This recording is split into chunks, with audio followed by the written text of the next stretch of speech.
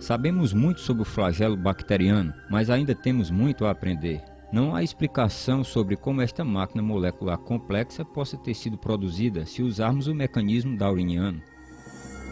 Há 150 anos, os cientistas não sabiam nada sobre máquinas moleculares de complexidade irredutível.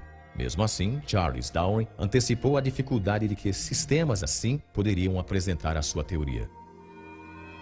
Se pudéssemos demonstrar que tal órgão complexo existisse, o qual possivelmente não pudesse ter sido formado por pequenas modificações sucessivas, minha teoria iria totalmente por água abaixo.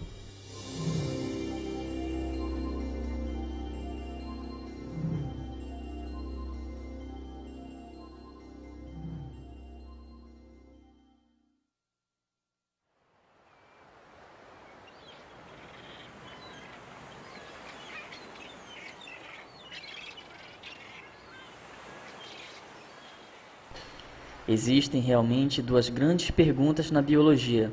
Como se conseguem formas vivas novas, com estruturas novas como asas e olhos da vida já existente? Em segundo lugar, como a vida se originou na Terra? Sabemos que Darwin passou a maior parte da vida formulando uma resposta para a primeira destas duas perguntas.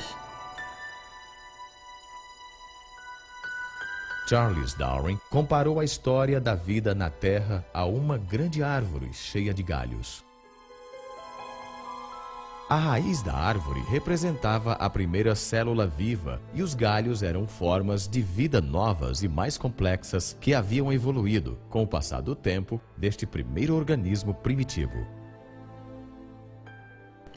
Darwin tentava explicar como os galhos da árvore da vida se originaram. Tentava mostrar como a seleção natural podia ter modificado organismos existentes a fim de produzir a grande diversidade de vida animal e vegetal.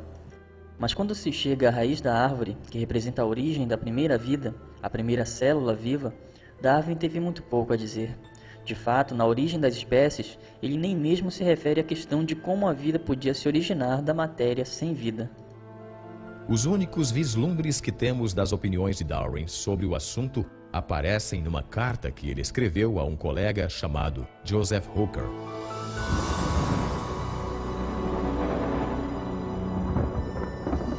Com relação à primeira produção de um organismo vivo, se, e que grande se, pudéssemos conceber num lago pequenino de água morna, com todo tipo de amônio e sais fosfóricos, luz, calor e eletricidade, e que fosse formado quimicamente uma combinação de proteínas pronta para sofrer mudanças ainda mais complexas, atualmente tal matéria seria devorada instantaneamente, mas talvez este não tenha sido o caso antes que os seres vivos fossem formados. Nos últimos anos da vida, Darwin fez muito pouco para desenvolver sua ideia da origem da primeira célula primitiva. Mas nas décadas de 1920 e 1930, um cientista russo chamado Alexander Oparin formulou uma teoria detalhada sobre como isto poderia ter acontecido, chamada a evolução química. Oparin achava que poderia explicar a origem da primeira vida usando princípios do darwinismo. Ele imaginou elementos químicos simples se combinando e recombinando a fim de formar moléculas maiores. Depois, estas moléculas maiores se organizariam com a ajuda das variações do acaso e da seleção natural, formando a primeira célula viva primitiva. Nas 3 décadas seguintes, muitos cientistas tentaram desenvolver estas ideias, lutando com as questões levantadas por Oparin. Como a vida podia ter surgido de simples substâncias químicas? Um homem achou que sabia a resposta. O problema das origens biológicas tem sido há muito tempo, a meu ver, de um interesse real e profundo para mim, só por causa da extensão do problema e de sua importância. De onde viemos? Por que estamos aqui? Todos esses tipos de perguntas são dados do ponto de vista da ciência natural. Na década de 70, Jim Kenyon foi um dos principais teóricos no mundo sobre a evolução química. Ele tentava explicar como a vida na Terra começara simplesmente através de um processo natural. Em 1969, Kenyon foi o coautor de um livro importante sobre a origem da vida.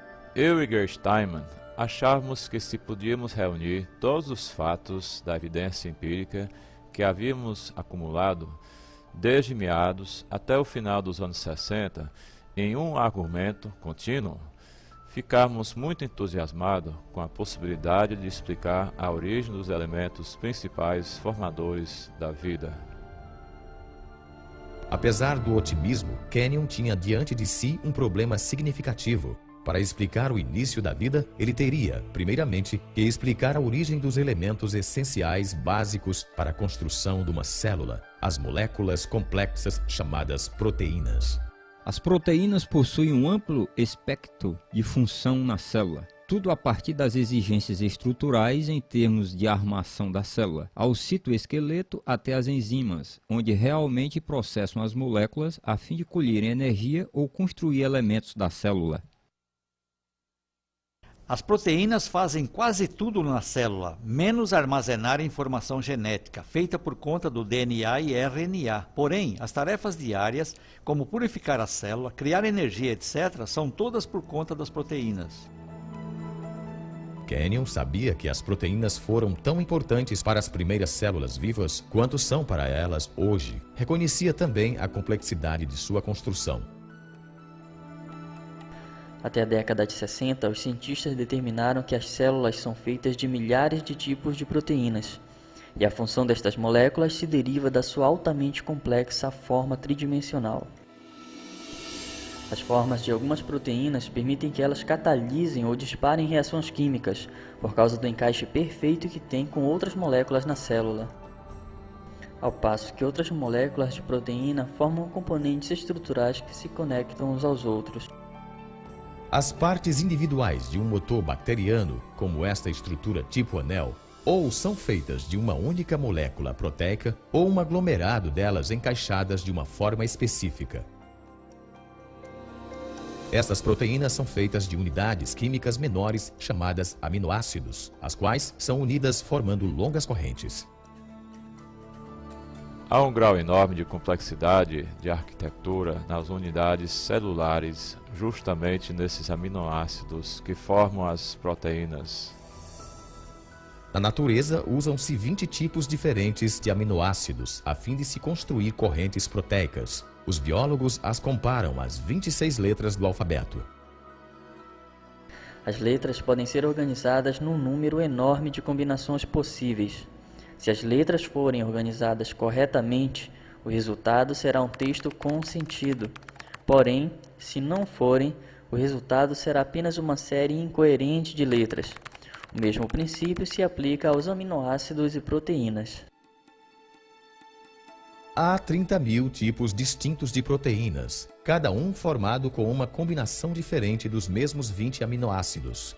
Eles se formam em correntes, geralmente com centenas de unidades de comprimento. Se os aminoácidos estiverem na sequência correta, então a corrente se dobra numa proteína que funciona. As proteínas se combinam com seus aminoácidos de tal forma que os aminoácidos se fecham uns sobre os outros numa arquitetura pré-programada pela ordem dos aminoácidos.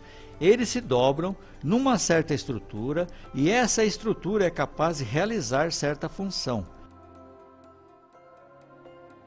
Assim, todas as proteínas na célula têm um certo padrão tridimensional, baseado na organização dos aminoácidos na corrente. Esta organização é crítica. Se a sequência dos aminoácidos for incorreta, forma-se uma corrente inútil, a qual, ao invés de se dobrar numa proteína, será destruída na célula. As proteínas, como o código do computador, têm que ser exatas. A função do todo depende da organização exata de cada parte. Mas o que produz a sequência exata dos aminoácidos, que faz surgir formas e funções específicas das proteínas?